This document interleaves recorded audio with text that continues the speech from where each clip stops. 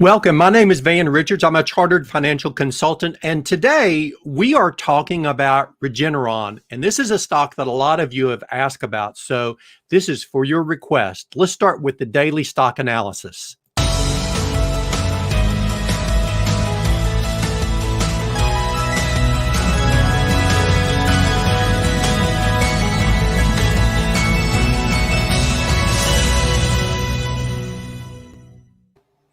Regeneron really splashed into the news right after the coronavirus pandemic began between February and March, but it's been around for a while, and they do a lot more than just develop COVID-19 drugs. And we're going to talk about that today, and that's going to be what I think you should focus on when we look at what is driving the price of this particular drug. But the drug became a lot more, let's say the drug maker became a lot more popular after the president utilized that particular cocktail that they are developing as a therapeutic for the coronavirus. So we'll talk about that just a little bit and its impact on the price in itself. But I think it is so important to understand that this is a drug maker that makes a lot more than just a therapeutic for the coronavirus. So I've got a short little video that I prepared for you, and it's about 20 seconds long. So let's watch that together. And I think that you'll get a pretty good idea of how this company works and what they do actually. Let me get this added into the stream so that I can make everything just a little bit bigger. And I'll remind you too that I do work as a financial planner, financial advisor. So if you need help with your retirement plan, go on over to richardsfinancialplanning.com and you can find out more information about that. But let's get talking more about Regeneron for the day. So let's see what's going on over there.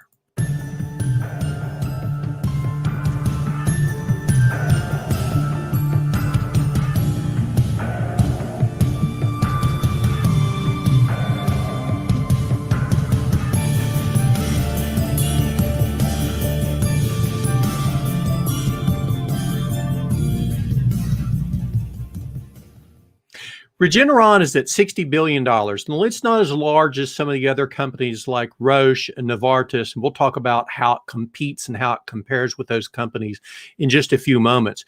But when we look at a company like Regeneron, it is so important, it's critical to understand that this company does a lot of other different things, and you'll find that its eye drugs are probably one of the big motivators, the big ideas, the big engine that makes the value of this company go. So let's look a little bit further at how this company's been working. Now, these are some points to remember on the drug that's been used for the coronavirus. Now, the drug is not approved yet. It's in line for emergency approval. Of course, the president got to use it prior to its approval, and it helped a whole lot, supposedly. But it is actually a therapeutic, and the federal government has a big interest in utilizing therapeutics because the administration sees therapeutics as the way for the economy and for the country to recover and to be able to cope with the coronavirus. It's not going to be through vaccines yet. The vaccines will probably come into play more into 2021. This is something that's going to be around for a while. So the therapeutics are going to be really much more important as time goes by. What this drug does, it's called REGN-CoV2. That's the code name that Regeneron put on the drug. It actually reduces the severity and the length of the coronavirus. It helps the body's immune system. This is mainly for people that have not mounted a response. Their body is not recovering. So they'll use this therapeutic, and it's actually worked pretty good. It is in emergency approval, the process. It's a high probability that it's going to be approved. There was a news report that just came out yesterday. It was on the NPR, actually PR Newswire, out of the study. This just shows you a little bit more about what the results of it are. The end result is that it is actually reducing the length of time that people are affected by the coronavirus. So that's a big deal. So what's it going to do to the price of the stock? The stock right now, when we look at the price of it around $5.55, it actually still appears to be slightly overvalued to fairly valued. The long term on the value of the stock is probably negligible. Now, what that means is that it's not going to be a long-term profit maker for this. It has propelled the value of the stock tremendously, but I want you to stay tuned because in just a moment, we're going to look at the 5-year history of Regeneron, and you're going to see that you need to be focused on maybe some of the other drugs rather than just the therapeutics that they're developing for the coronavirus. After the development of the vaccines, the therapeutic will probably lessen, but the effect of it and the usefulness of it is probably going to be about 2 to 3 years, and the federal government is probably going to pick up most of the price on it. So where has it been? You can see this is just the past year. In the spaghetti graph, it's a huge jump over the period of the past year. Now, compare that to the S&P 500. Where we are now, you'll see the big red dot down on the corner. The highest that we've gotten to was back on September the 2nd at 3580. And today we ended at 3310 and a little bit more. That's about a 7% drop off. And just for my thoughts, I think we're probably going to see around a 10% correction before all this is over and done.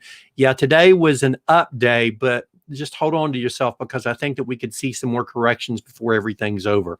Where Regeneron hit its peak was around July, and then where it ended up today was at 555. So it's about 15%, close to 16% off of its particular high. Now, this is the one that I hesitate to show you, but I have to share the good, the bad, and the ugly with everything. This is a spaghetti graph of Regeneron over the past 5 years. I'm going to say that again.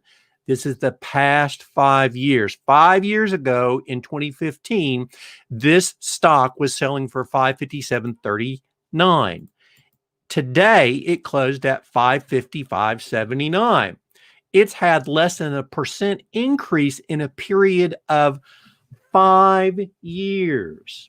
So don't just focus on the coronavirus. Yeah, okay. We look at the earnings. The earnings projections are really pretty good. They're supposed to go through the roof for the next year to 2 years based on the coronavirus and actually some of the other particular drugs that they have going. Now, how does this compete with other drug makers?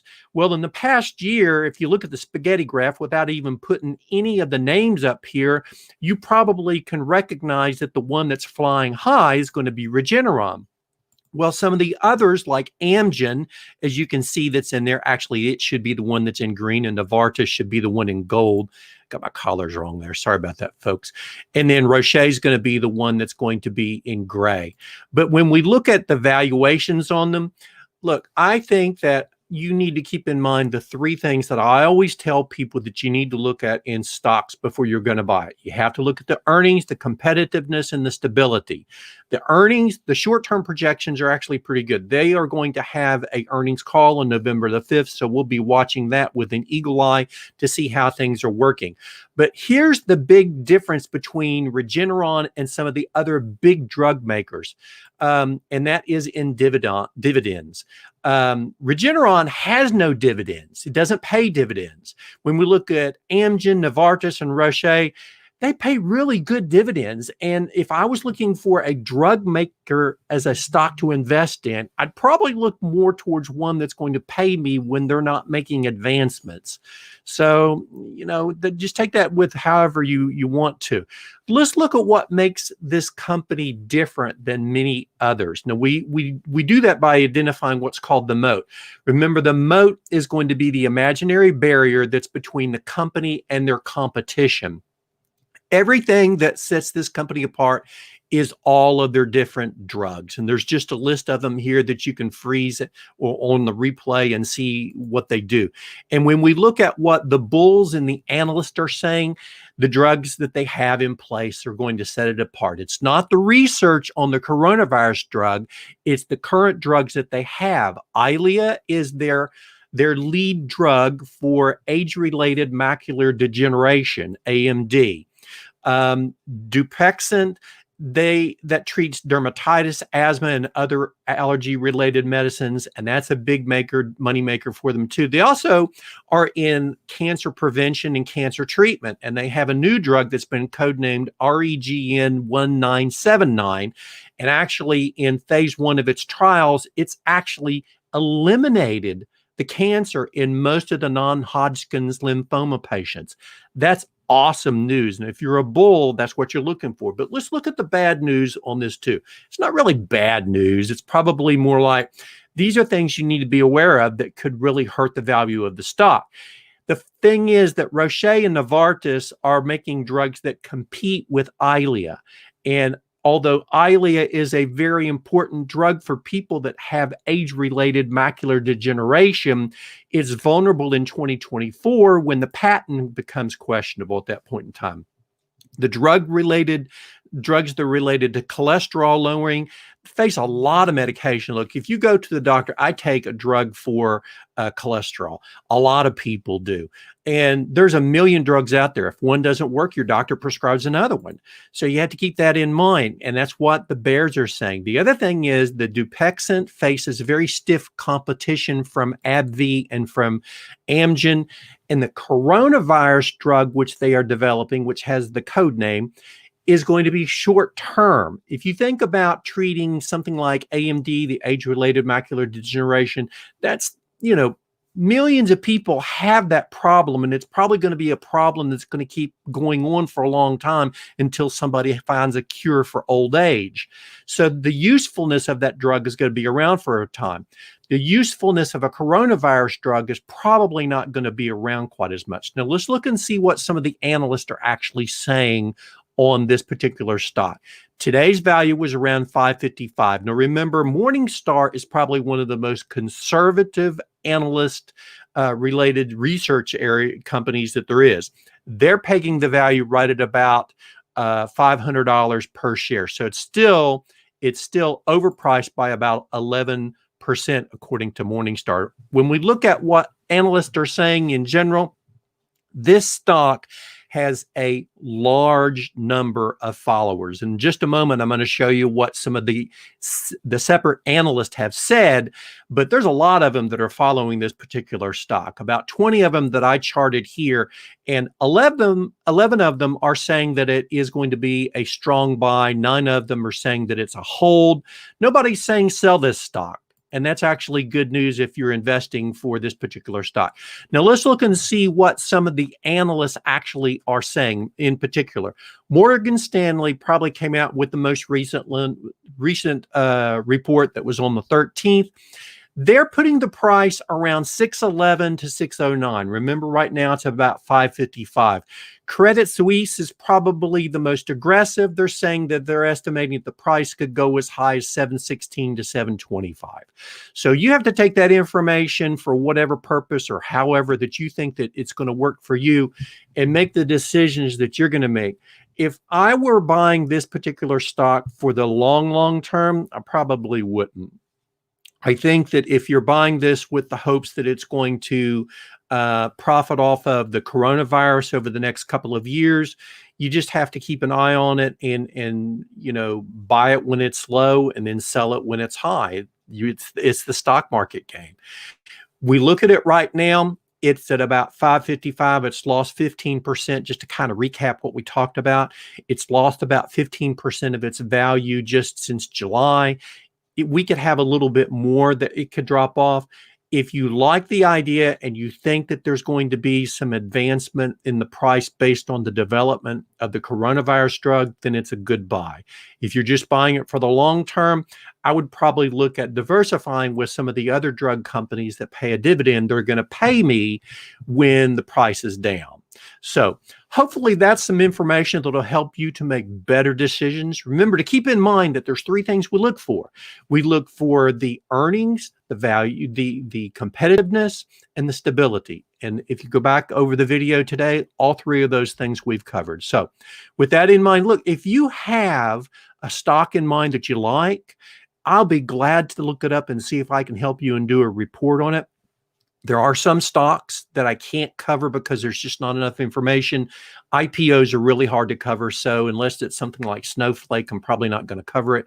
But if you have another particular stock in mind, I can do the research on it and report on it so that all of you can benefit. All of us can benefit. So with that said, I look forward to talking to you all again tomorrow. Enter your questions in your comments into the platform. And with that, I'll see you tomorrow.